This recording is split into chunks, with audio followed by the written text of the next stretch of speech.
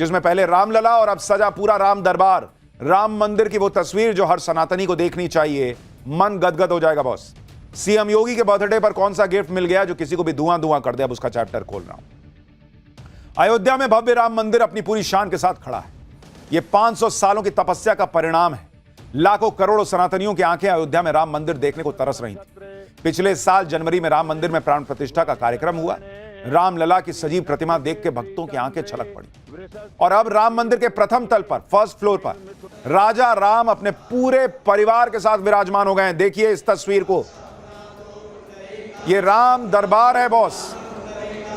घर में बैठे बैठे दर्शन कीजिए प्रभु श्री राम के, उनके पूरे परिवार के। अभी रामलला जो है वो टेंट से निकलकर भव्य राम मंदिर में आए थे। अब पूरा प्रभु श्री राम का परिवार, आप देखिए क्या शानदार मूर्ति है वो। मुख्यमंत्री योगी आदित्यनाथ ने आज राम दरबार की प्राण प्रतिष्ठा पूरे विधि विधान के साथ की। भगवान राम की नगरी अयोध्या पुराने वैभव की तरफ लौटती दिख रही। अयोध्या राम मंदिर में राम दरबार की प्राण प्रतिष्ठा सनातन के उस विश्वास की पूर्णता है जिसका विश्वास है बालक राम जिस पल राजा बनते हैं और राम दरबार सजाते हैं वही पल राम राज्य की स्थापना का पल है। राम दरबार की प्राण प्रतिष्ठा के साथ ही सीएम योगी आदित्यनाथ और उनके गुरुओं का सालों पुराना संकल्प भी पूरा हो गया। सीएम योगी के लिए आज का दिन बहुत महत्वपूर्ण है क्योंकि आप देखिए आज राम दरबार की प्राण प्रतिष्ठा हुई, आज गंगा दशहरा है और आज ही मुख्यमंत्री योगी आदित्यनाथ का जन्मदिन भी है। आप यह भी देखिए कि आज से 350 साल पहले आज ही के दिन छत्रपति शिवाजी महाराज ने रायगढ़ में राम दरबार की स्थापना की थी। आप संयोग देख रहे हैं बॉस, अद्भुत है।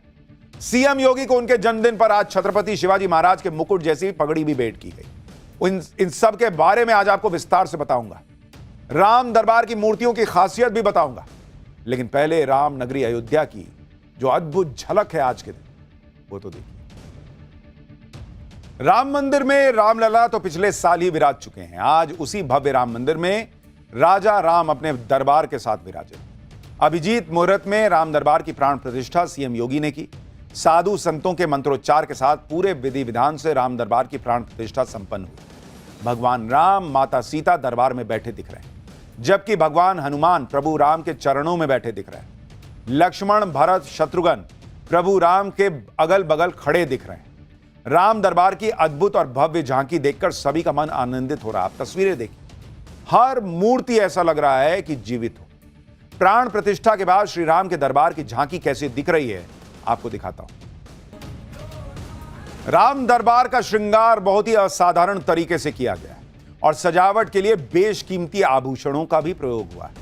आप देखिए कि राम दरबार के आभूषणों के लिए 1000 कैरेट हीरे, 30 किलो चांदी, 300 ग्राम सोना, 300 कैरेट रूबी का इस्तेमाल किया गया है, जिससे 11 मुकुट, गले के हार, कुंडल, तिलक, धनुष, तुणीर, गदा बनाए गए।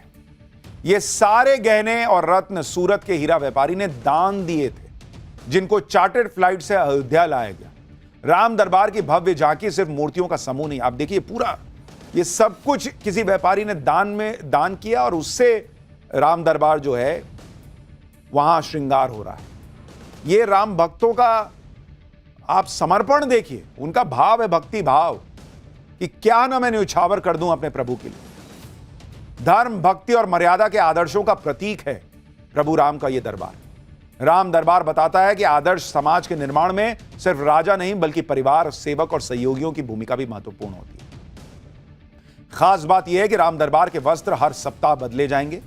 हर बार कम से कम 2 भारतीय राज्यों की पारंपरिक वस्त्र शैली और कपड़ों का इस्तेमाल किया जाएगा, जो देश की विविधता को दिखाएगा। राम दरबार की स्थापना के साथ ही अब राम राज्य की परिकल्पना भी साकार हो रही है।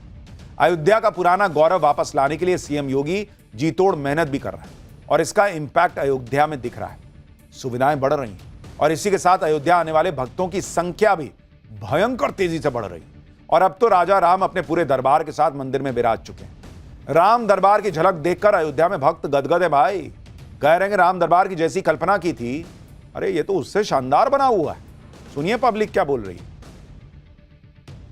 जो हमने सोचा नहीं था वो योगी आदित्यनाथ ने कर दिखाया है। इसके पहले की सारी सरकारें भ्रष्ट थी, कल्पना से तो ज्यादा ही है। हाँ। हाँ, अच्छा है, जो सोच रहे उससे भी बहुत अधिक अच्छा है। जो हम लोग बिलीव नहीं कर सकते थे हाँ। उससे भी सुपर बना और अच्छा लगा। उससे भी सुपर बना जी, सुपर डुपर बना। एकदम सुपर डुपर है। हाँ, उनको मन को भा ले रहा है। हाँ, ऐसा हम लोगों ने कल्पना नहीं किया था कभी। राजा रामचंद्र की जय हो। राम दरबार की प्राण प्रतिष्ठा जिस अभिजीत मुहूर्त में की गई है उसके बारे में भी आपको बताता हूं। मान्यता है कि द्वापर युग में भगवान राम का जन्म अभिजीत मुहूर्त में हुआ, इसलिए राम दरबार की प्राण प्रतिष्ठा के लिए अभिजीत मुहूर्त को ही चुना गया। 5 जून 1674 को छत्रपति शिवाजी महाराज ने भी रायगढ़ में राम दरबार स्थापित किया था। छत्रपति शिवाजी महाराज ने भी अभिजीत मुहूर्त में ही राम दरबार की स्थापना की।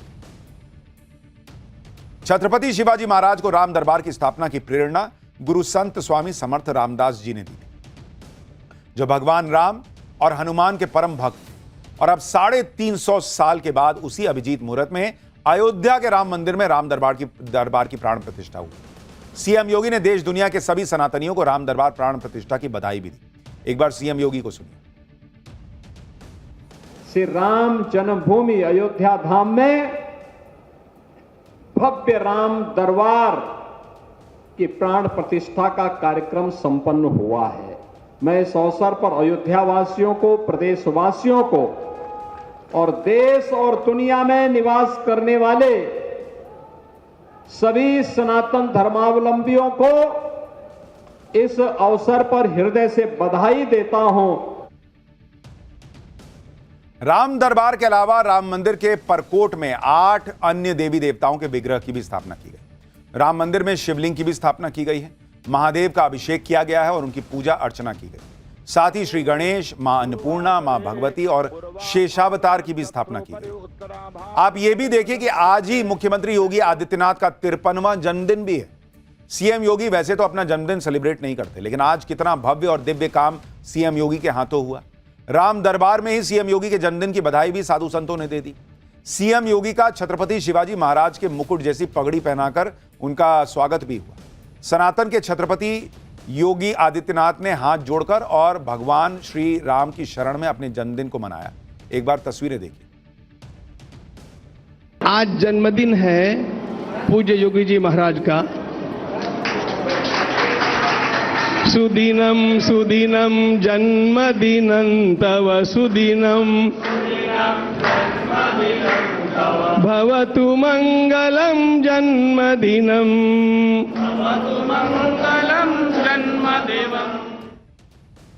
अपने 53वें जन्मदिन पर सीएम योगी ने राम दरबार की प्राण प्रतिष्ठा की।